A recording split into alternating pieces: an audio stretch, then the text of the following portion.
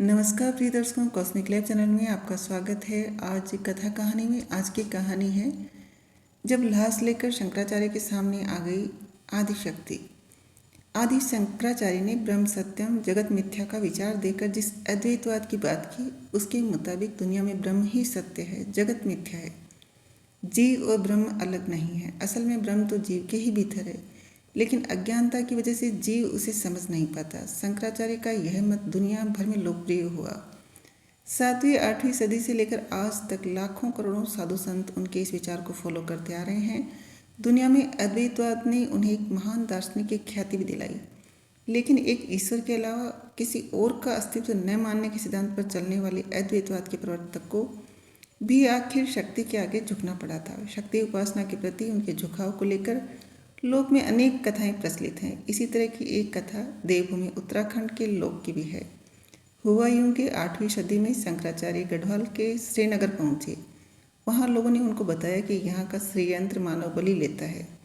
इस श्रीयंत्र के चलते लोग हमेशा भयभीत रहते हैं। जिसकी भी नज़र उस श्रीयंत्र पर पड़ती थी, तुरंत ही उसकी मौत हो जाती। श्रीनगर के सैकड़ों लोग इस दृष्टि पड़ने के चलते अकाल मौत के शिकार हो गए थे। शंकराचार्य जी को जब इस बात का पता चला तो उन्होंने इस श्रीयंत्र के कायदे से इलाज किया। उन्होंने इस श्रीयंत्र को ऊपर से नीचे की ओर घुमा दिया, जिसकी वजह से उसका असर खंडित हो गया। लेकिन यह श्रीयंत्र इतना घातक था कि इसका दुष्प्रभाव शंकराचार्य जैसे परम तपस्वी के शरीर पर भी पड़ गया। शंकराचार्य जी को इसके चलते हैजा हो गया। बुरी तरह से पस्त होकर वह कंस मर्दिनी मंदिर के समीप अलकनंदा के किनारे पड़े रहने को मजबूर हो गए। पुराणों में प्रसिद्ध है कि कंस ने जब योग माया को शिला पर पटका था तो वह उसके हाथ से छूट गई और फिर इसी जगह पर आकर प्रतिष्ठित हो गई। द्वापर युग में कंस ने तो इनको देवकी की 8वीं संतान समझकर धरती पर पटक दिया था, लेकिन यहाँ प्रतिष्ठित होने से पहले योग माया ने यह भविष्यवाणी कर दी थी कि हे कंस, तुझे मारने वाला कृष्ण तो पैदा हो चुका है। कंस मर्दिनी की गिनती गढ़वाल के देवी सिद्ध पीठों में भी की जाती है। मान्यता यह भी है कि इसको शंकराचार्य के आदेश से विश्वकर्मा ने बनाया था। प्राचीन श्री क्षेत्र यानी कि आज के श्रीनगर में शाक्त मत के 3 प्रसिद्ध सिद्ध पीठ थे। राजराजेश्वर रणिहाट, दक्षिण कालिका श्रीनगर, कोटिया की कंस मर्दिनी। इनमें राजराजेश्वरी गंगापा रणिहाट में थी, जो आज भी है। श्रीयंत्र के पास थी दक्षिण कालिका, लेकिन वो श्रीनगर के गढ़ नरेशों के राज्यकाल में ही बह गई थी। लेकिन कंस मर्दिनी पीठ आज भी है। घिल्डियाल और धनाई जाति की इष्ट देवी के रूप में इसकी ख्याति है। श्रीनगर के लोगों में यह परम सिद्धिदात्री भी मानी जाती है। बहरहाल हेजे ने शंकराचार्य को बुरी तरह से पस्त कर दिया था। पस्त हो चुके शंकराचार्य जब उठ नहीं पाए तो उन पर बेहोशी छाने लगी। इसी बेहोशी में आंख लगी तो अचानक शक्ति की आवाज़ आई। शक्ति कह रही थी कि शंकर उठ। उन्होंने जवाब दिया, आखिर कैसे उठूं? शरीर में जरा भी ताकत नहीं बची है। इस पर शक्ति ने कहा कि ताकत की भला तुझे क्या जरूरत है? तू तो शक्ति को मानता ही नहीं। आंख खुली तो सामने एक छोटी सी बालिका हाथ में जल से भरा लोटा लिए खड़ी थी।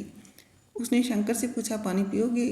तो उन्होंने सिर हिलाकर कहा, हाँ। पानी पीते पीते ही उनके शरीर में ऐसी शक्ति आई कि वह तत्काल उठ खड़े हुए। उन्हें मालूम हुआ कि शक्ति ने ही बालिका रूप में उन्हें जल पिलाया है। कहते हैं कि इस घटना के बाद शंकराचार्य ने अपने मठों और अखाड़ों में शक्ति की उपासना शुरू करवाई। यही नहीं, उन्होंने शक्ति की स्तुति में अन्नपूर्णा अष्टकम, आनंद लहरी, गौरी दशकम, सौंदर्य लहरी जैसे करीब 2 दर्जन रचनाएं भी की। वैसे तो कुछ लोगों का यह भी मानना है कि शंकराचार्य को शक्ति का एहसास पहली बार कश्मीर के श्रीनगर के विचारनाग मंदिर में हुआ था। शंकराचार्य अपने सिद्धांत को जन जन तक पहुंचाने के उद्देश्य से जब यहाँ पहुंचे तो कश्मीरी विद्वान इस बात पर अडिग थे कि देवता की मूर्ति असल में देवता की अभिव्यक्ति है, जबकि शंकर ऐसा मानने को तैयार नहीं थे। लिहाजा शास्त्रार्थ में अपनी बात को ठोस ढंग से रखने के उद्देश्य से शंकराचार्य ने देवी की मूर्ति के मस्तिष्क पर हाथ से बलपूर्वक प्रहार किया। लेकिन इसका चमत्कार यह हुआ कि मूर्ति के माथे से रक्त बहने लगा। रक्त की धारा को रोकने के लिए शंकराचार्य ने कपड़े से शक्ति के माथे पर पट्टी बांधी। ऐसी मान्यता है कि तभी से कश्मीरी पंडित समाज की महिलाएं माथे पर परंपरागत रूप से पट्टी बांधती है। एक और घटना है जो काफ़ी प्रसिद्ध है। यह घटना काशी की है, यानी कि आज का वाराणसी। हुआ यूं कि एक दिन सुबह सुबह शंकराचार्य अपने शिष्यों के साथ काशी में किसी रास्ते से गुजर रहे थे। तब तक वह सन्यासी तो हो चुके थे, लेकिन उनका प्रबोधन अभी बाकी था। उस वक्त उनकी उम्र महज 12 साल की थी। उस रास्ते के बीचों बीच एक स्त्री अपने पति की लाश लेकर बैठी थी। उसके पति का सिर उसकी गोद में था और वह आसमान फाड़ देने वाला विलाप कर रही थी। हालात बड़े ही विचित्र थे। कुछ देर तक तो शंकराचार्य ने उनको रुककर देखा, फिर बोले, माँ हमें रास्ता दो ताकि हम जा सकें। लेकिन उस औरत ने कोई ध्यान ही नहीं दिया। शंकराचार्य ने दोबारा आग्रह किया तो वह स्त्री बोली, लाश से कहो कि वह खुद हट जाए। इससे चकित होकर शंकर के मुंह से निकला, बेजान लाश खुद कैसे हट सकती है। इतना सुनना था कि वह स्त्री रोना छोड़कर ठहाके मारकर हंसने लगी और बोली, क्यों शंकर, तुम्हारी राय तो यही है कि शक्ति से निरपेक्ष ब्रह्म ही सृष्टि का नियामक है, तो ये बेजान लाश क्यों नहीं उठ सकती। यह सुनते ही शंकराचार्य ख्यालों में खो गए और वह स्त्री लाश समेत अदृश्य हो गई। शंकर समझ गए कि माता जगदम्बा ही उनके आत्म प्रबोधन के लिए प्रकट हुई थी। यह अच्छे से समझ गए कि शिव की शक्ति ही जगत के सृजन, पालन और प्रलय की वजह है। शक्ति से अलग कुछ है ही नहीं। इसलिए आदि गुरु शंकराचार्य ने जिन 4 पीठों की स्थापना की, उनमें शक्ति उपासना अभी तक भी होती चली आ रही है। काशी की ही एक और भी लोक मान्यता है, जिसके मुताबिक एक बुजुर्ग महिला के वेश में माँ अन्नपूर्णा ने शंकराचार्य को भोजन परोसा था। शंकराचार्य को इसका एहसास हो गया था।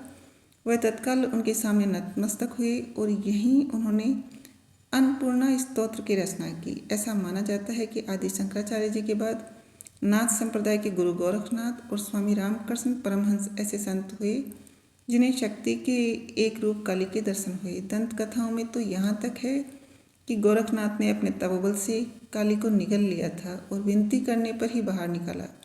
साहित्यिक दुनिया की बात करें तो विश्व कवि कालिदास ने भी काली के आशीर्वाद से प्रसिद्धि प्राप्त की थी। उत्तराखंड के रुद्रप्रयाग जिले में समुद्र तल से 1463 मीटर की ऊंचाई पर स्थित पौराणिक शक्तिपीठ काली मठ के बारे में कहा जाता है कि यहाँ काली ने महाकवि कालिदास को दर्शन दिए थे। इसे कालिदास की तपोभूमि कहा जाता है। स्कंद पुराण में है कि इस काली मठ मंदिर से 3 किलोमीटर की दूरी पर कविल्या गांव है। कहा जाता है कि इसी गांव में महाकवि कालिदास का जन्म हुआ था। यहाँ तक कि गांव में कालिदास के जन्मदिन के अवसर पर हर वर्ष 15 से 17 जून तक भव्य मेले का आयोजन भी किया जाता है।